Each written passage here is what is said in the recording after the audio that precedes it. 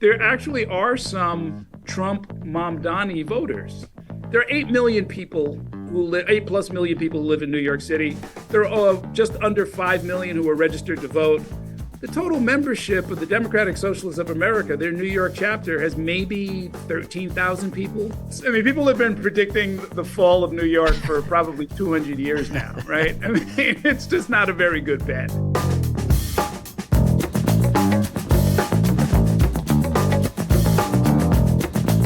Welcome on into another edition of Tying Together with Tim Boehm. I'm Tim Boehm here with Mr. John McHugh, producer extraordinaire. This week we're going to talk about something close to where you grew up, John. Yes. It may think kind of weird why we're going to talk about the New York City mayoral race, but a lot of people are asking who this Mamdani guy is. I went out this weekend and people are like, "Who's this Mamdani guy?" I mean, you're from New York. It's quite a bit of intrigue. Yeah, it's very interesting. I mean, I'm from New York. I'm from Long Island. Both my parents grew up in the city, so they are both very invested in the goings-on in Manhattan. But, I always hear it from my parents. But this time I have friends, I went to school in Pennsylvania, and most of my friends live around the Philly area. And even they were like, what is going on with this? Like, I can't look away. I know. Like, they're 2 hours away, and it's still, it always gets attention, the New York City mayoral race, but it was on another level this year. I mean, part of it is he's only 34 years old. Right. But also this whole Democratic Socialism thing. And I feel like a lot of people don't really understand what that is. But, I mean, the president called them, I think, a communist at one point. Yeah, people definitely do not understand what the DSA is at all. They just see socialism and turns off people of a certain age. Yeah. And that's, those preconceived notions are a bit unshakable. But clearly, I mean, among a younger generation, it really doesn't mean much. Yeah.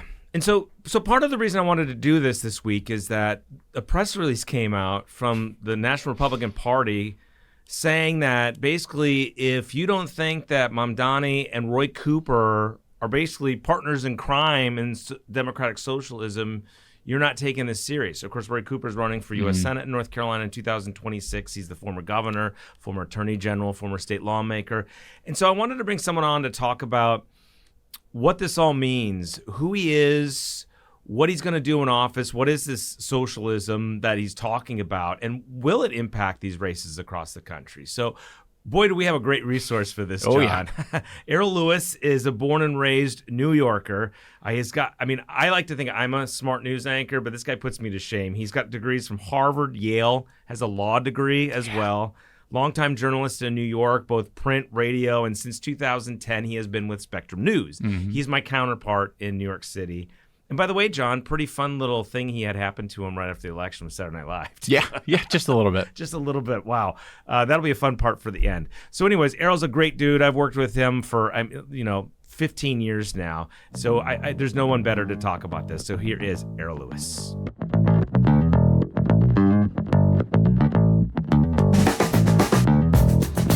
Errol, first of all, man, it's really good to see you. Do you feel refreshed? I mean, what's it been like covering this race? It has been quite a lot of work. We put in a lot of time. We probably put in the most time trying to get ready for the debate. Yeah. We had a 90-minute debate, and it took place about 100 hours before early voting began. So it was very, very high stakes. It was really the last chance to try and get the candidates on the record on some really important issues. So there was a lot at stake. We knew that it was going to have a huge viewership because it was simulcast on public radio and on C-SPAN. So, we spent quite a lot of time trying to get that right. And then from there, it's just a roller coaster ride. You just have to chase the candidates every day and try and stay on top of it. The New York mayor's race is always a big deal. I mean, it's it's New York City for goodness sakes. But did this feel different or no? I mean, how many mayor's races have you or how many mayors have you covered? I don't want to age you, but well, I've covered the last 6. Okay. So the first mayor, I was a Cub reporter, and it was Ed Koch back in the mid 1980s. So. Yeah, and after that was Dinkins, and then Giuliani, and then 3 terms of Mike Bloomberg, 2 terms of Bill de Blasio, and one term of Eric Adams. So I've seen quite a lot of these. I will tell you that they're all unique, or to put it another way, they're all identical in that something very unusual happens, and you can't predict what it's going to be. So for contrast's sake, back in 2013, there were probably 8 or 9 viable candidates running for what at the time was an open seat. One of those candidates was Anthony Weiner.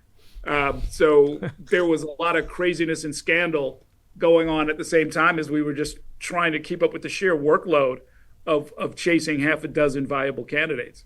So, all right. So even in North Carolina, just this, like yesterday or today, we got a press release about our U.S. Senate race comparing Roy Cooper, the Democrat, to Mamdani. So obviously this has become this big national thing, especially with the socialists and whatnot. Let's start from a basic standpoint. I mean, you spent time with him with the debate and interviews. What should North Carolinians and the people around the country know about who this guy is? Well, the bare bones of his biography actually do kind of tell the story. He is the son of a professor and a filmmaker. He's a very young man. This is the youngest mayor we've had in more than 100 years. And there's only one who's been younger. And that's it for all, 400 years of New York City history. So yes, we are about to turn over the management of the largest city in the country to someone who has served about 5 years in the state legislature in the lower house, who's not quite a freshman, but a very young junior assemblyman. The thing I think to know about him is that he was a political organizer, and so there's a generational story that is emerging here where a lot of young people who were maybe involved in Occupy Wall Street, who were involved in a lot of different movements, a lot of urban environmental movements, civil rights movements, labor organizing. A lot of those currents have been sort of bubbling here in New York City, and he was involved in a lot of it as a street organizer. And so, the young people have said collectively, they're just not interested in the political establishment that has failed them over and over and over again. And he was really pretty explicit about that, So there actually are some Trump Mamdani voters. Wow. We have identified some. We've interviewed a handful of them, and you can find the geographic areas. And look, it stands to reason.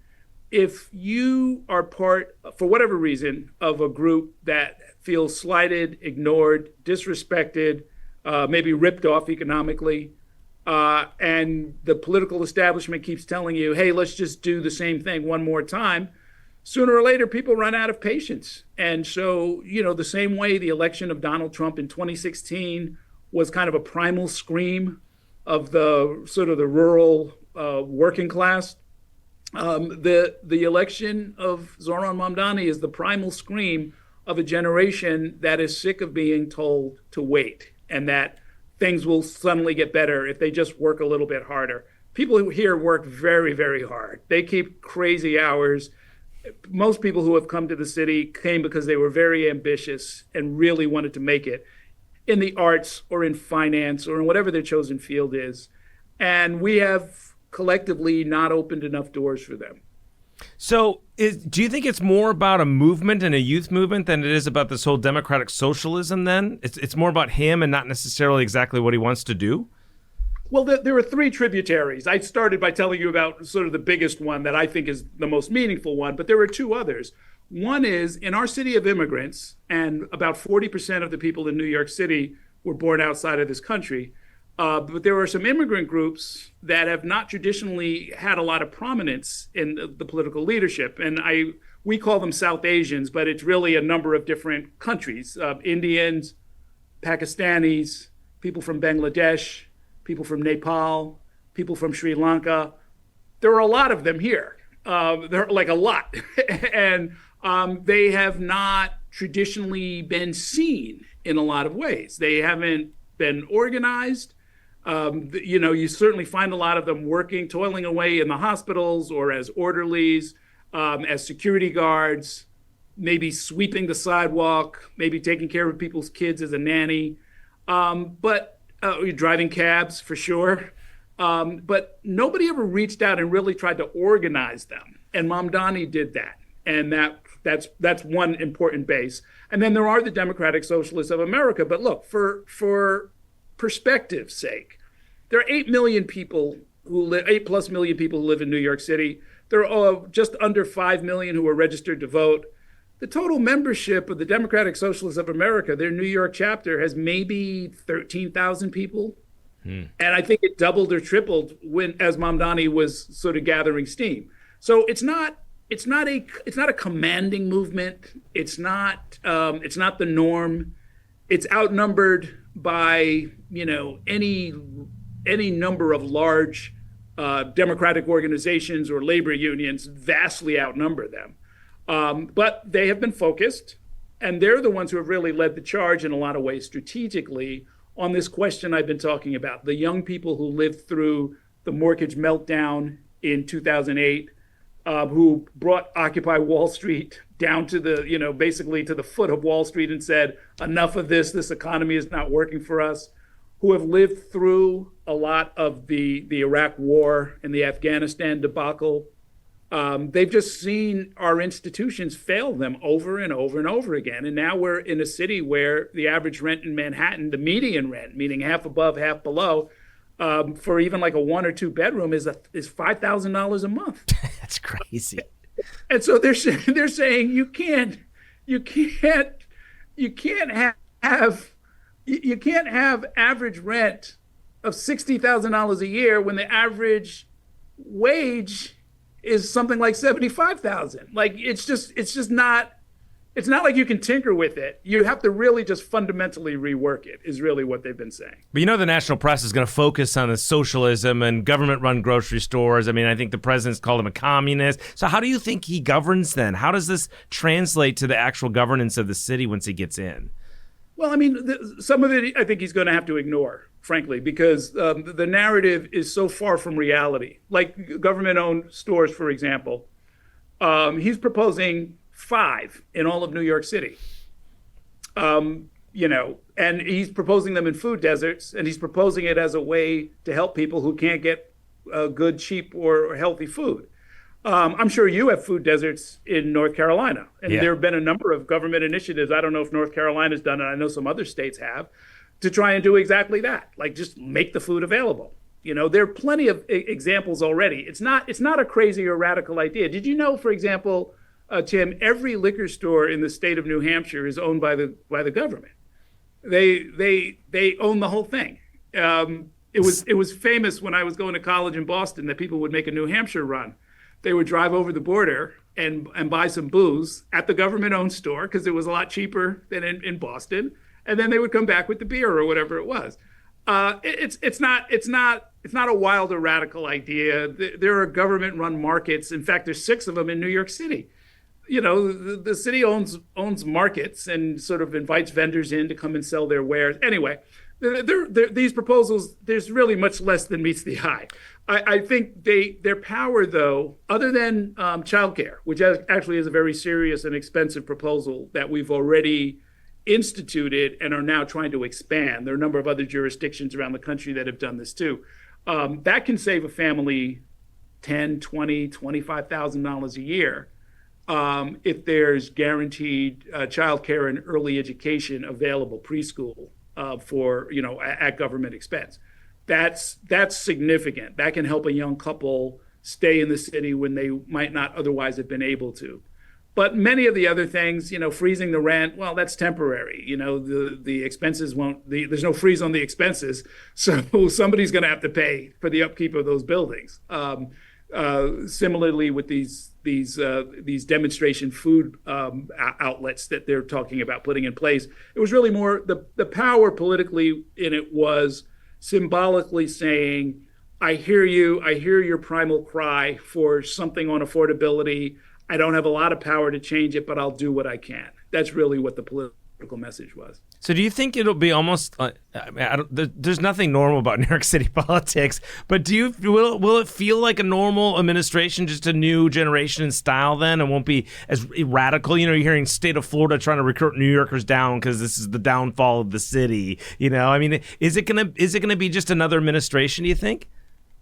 Yeah, in some ways, yes. I mean, people have been predicting the fall of New York for probably 200 years now, right? I mean, it's just not a very good bet. I saw at least one thing on social media where they had a string of people, mostly on Fox News, year after year after year after year for the last 10 years saying, oh, everybody's leaving New York. And yet we're at record population. If we were a separate state, it would be the 16th largest state in the country. There's a $1 trillion gross municipal product. There's $1 trillion worth of economic activity here every year.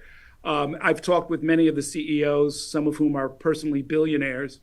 And what they all say is what keeps this place going is the flow of talent that really ambitious, smart scientists, artists, activists, whoever, they all come here and they power the city, and they make it go. That's why so many, art forms have just, emerged out of here, whether it's hip hop or bebop or, electric folk music back in the day. This was the place where a lot of that happened. Punk music, salsa, all invented here. But the thing from the outside that people are going to focus on is this guy has, socialist leanings, proclivities, whatever, affiliations. I'll tell you, going back to the generational question, Tim, at least in New York, it doesn't land the way it used to. I mean, I'm old enough to remember the actual Cold War when there was a Soviet Union. And saying you were anywhere near socialism or anything like that would be the kiss of death in many ways. It's just not the case anymore. When you talk to young people like Zohran Mamdani, born in 1991, they have no memory of what any of that means. That you can call him red, and you can say, there was a cover of the New York Post, the local newspaper, after he won, of him holding a hammer and sickle. Most people, if you're under 40 years old, you have no idea what that means. So I think he's going to ignore a lot of it, and ultimately, and I'm sure about this, he will be judged, no matter what anybody in the outside world says, he will be judged on whether or not the garbage gets picked up, the police respond when called, and whether the schools are bringing kids up to grade level. Everything else is just commentary. What about the rest of the council? How do you think they're going to react with him and getting things done? We have a majority woman city council. Interesting. For the first time in 400 years, it became a majority woman council just a few years ago. And this has been the first election since then, and they have held that majority. So they are going to be very progressive. They tend to be. There's strong representation from a lot of different communities. A lot of representatives are from communities of color. They have some ideas. The general flow of things in New York is that the council proposes things that are maybe not that practical, and then the mayor tries to put some shape to it or vetoes them and shoots them down. But there's no real big agenda here other than affordability right now. I mean, if the government can't deliver affordability, the mayor, the council, and everybody else are going to be in danger of just getting swept out. Yep, and that's anywhere up and down the ballot, no matter where you live, no matter what party you're of. The White House has been paying attention to this. There's a guy that lives there that has a certain proclivity for New York City as well. How do you think this plays out? And I mean, is there fears that one big thing happens crime-wise, and then they try sending in troops? The general consensus here is that the troops are coming, whether anything happens or not. They already sent ICE agents to do a really clumsy, dangerous, and chaotic raid on our street happens to be Canal Street. Every town has one where there are a lot of street vendors who are peddling stuff on the street. They came down under the guise of it being some kind of illegal activity that they were going to enforce, although they really have no jurisdiction whatsoever. People on the street started to interfere with it. People on the street started calling them out, calling them names, telling them to go home, telling them they weren't wanted. We're really going to be in for it. New York City, the town of Donald Trump's birth, of President Trump's birth, has rejected him not once, not twice, but 3 times, like decisively in 2016, 2020, and again in 2024. And by decisively, I mean 75%, 80% plus Democratic. Even, our registration is overwhelmingly Democratic, but even more so, the vote just went against Donald Trump, including right near Trump Tower. But for whatever reason, he can't kind of let go of the idea that he has something to teach the city or that he understands better how to govern the city. It's going to be tricky. It's going to be tricky. And now he's got exactly the kind of antagonist that a prominent media figure like President Trump really relishes. He can call him names. He can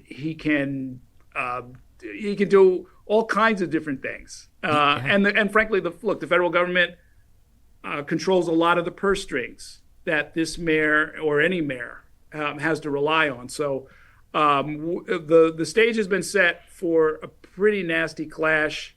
My hope is that it won't hurt ordinary citizens too badly. What do you think from I mean, you're in the thick of it. What do you think about him being sort of this boogeyman for Republicans? Like, I mean, he's being brought into North. I mean, can it be effective? Or, to me, I think it's interesting. Roy Cooper's been in office here, or isn't now, but had been since the 80s. And then to try to put him up against this 34-year-old as like his best friend from New York City, I don't know if it's going to stick, but they're going to try it, right? They're gonna try it, and then when it fails because it's absurd and it's not true, the fallback is, well, Roy Cooper's afraid of somebody like one of Mamdani's allies coming down here. They're afraid of the left wing. They've tried this with Alexandria Ocasio-Cortez, who got elected here in 2018. I don't think anybody seriously believes that she controls the Democratic Party because she doesn't. She's who she is. Same with Mamdani. He's who he is. I think, by the way, that it can easily backfire on the people who are attempting this, because if you go around spreading the idea that, oh my God, this guy wants to make your rent cheaper and wants to make it possible for you to have early education for your kids at no cost, a lot of people start to say, well, you know what? Maybe that's not such a bad idea, just like with Bernie Sanders. He finds support in sort of some of the strangest places, because what he's talking about is, there's a populist edge to it. It's not like Mamdani came in with this agenda. The way he did it actually is interesting to him, and he filmed some of this for his early commercials. He went out and did what we in media would call a man on the street interview, where he went to the area of New York City that had voted for Trump, found Trump voters, and asked them, with the cameras rolling, with a microphone, he said, what are you most concerned about? Oh, I can't pay my rent. Oh, what do you think about the idea of a rent freeze? Oh, sounds good to me. That's how he developed his program. Yeah. So do you think that this is the beginning then of for 28 for Democrats then? This we're talking about this generational change, and AOC has some of that too, and I know people think she might run for president. Is it a new part of is that a way for them to get young voters out for Democrats for 28? Thinking of the presidential race. It would make sense to do so, but I think, what was it, 3 or 4 Democrats died in office last year? I think these guys just don't want to leave. The generational change is happening, and I think Mother Nature is going to basically see it through. I mean, the reality is that there are a number of power centers that are the Democratic Party. You know that. You and I have been to conventions and stuff together. Yep. People say, oh, the Democratic Party, the Democratic leadership. It's not like some hierarchy where they have like one meeting and one person is clearly in charge. It's a number of power centers. There's the labor unions. There's some of the activist groups. There's the environmental organizations. There are the tech billionaires. There are the industrial billionaires. There are, and there are the elected officials. I think the real fight is going to be over 2026. If the Democrats retake the House and or Senate, that particular cluster, the elected officials, that cluster within the Democratic Party, I think then becomes kind of the leading agent. And everybody else has to follow along. But make no mistake, the mayor of New York City gets a seat at the table, representing not just New York, but cities in general. Well, and I'll be interested to see who plays him on Saturday Night Live. Speaking of Saturday Night Live, someone played you recently. What was that experience like? Were you actually watching, or did someone text you, or? I was asleep, actually. I was visiting my son that weekend at college, and my wife and I had gone to bed, and I woke up in the middle of the night. I start, doing my little Wordle, and I noticed my phone is blowing up.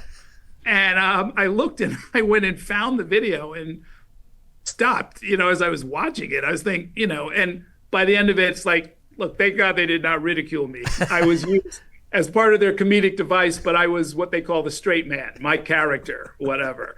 But it was startling. And, they worked very, very hard on that show. They got our logo, the lighting, the wardrobe down to my pocket square. It was just picture perfect, as they're, ridiculing all of these candidates for mayor. Yeah, for those that don't know, when you moderate a debate, the last thing you want to be is in the news the next day, right? So I would be the exact same way you are. But I mean, a legend. Keenan's a legend to play. I mean, that's pretty neat, though, right? Keenan Thompson. Well, I'll tell you what, it's the second time this happened. I was part of the presidential debate in 2016. Yep. Last debate between Bernie Sanders and Hillary Clinton. And they did a whole extended thing that included, Larry David playing Bernie Sanders, but they stuck me, Keenan Thompson playing me as one of the questioners. But back then it was kind of goofy. It was kind of buried. It was like, I'm Errol Louis and I'm going to ask the black question, which is kind of silly. This time though, like I said, straight off the top, spelled my name right. Keenan Thompson, by the way, is not bald. So, I mean, think about the amount of detail they put into this. Yeah. It's really extraordinary. Help get you some more street cred with your son, or? I hate to tell you this, Grandpa, but Saturday Night Live is not what the cool kids are doing on Saturday man. night. Everything about this makes me feel, 91, he's born, Mamdani, like, oh man, nothing makes us feel older and older, right? Well, you know what? In all seriousness, he did think it was kind of cool, but part of why I went to visit him was to get his early vote ballot and bring it back to New York. Oh, wow. He's old enough to vote now. That's incredible. One last question, because I know you got to get going here. Andrew Cuomo, is he done? I don't think so. I mean, just there's certain kind of movies where until the credits are rolling, it's really not over, right? There's certain characters who just keep coming back again and again and again. He's been involved in New York politics since 1977. Wow. And he's not done until he says he's done. There are always people who will respect that name. He knows how to raise money. He's got a loyal base of followers and of, retainers, former employees who work for him or for his father, who was a 3-term governor. So he's got everything he needs to. He personally made $5 million last year. I mean, he's got money, manpower, and name recognition. And, as you know, that's enough to get almost anything started. Yeah, politicians, man, they got 900 lives. They don't got 9 lives. It's pretty amazing. Errol, you're busy, man. I appreciate it. It's good to catch up with you. Thank you for letting our listeners kind of in on this. Appreciate you. Thank you, Tim. If you want to keep up with what's happening in North Carolina politics and hear more conversations with people shaping our state and beyond, check out the Tying It Together YouTube channel in the description. Hit subscribe and let Spectrum News be your resource for balanced, in-depth political coverage, elections, and issues that matter to you.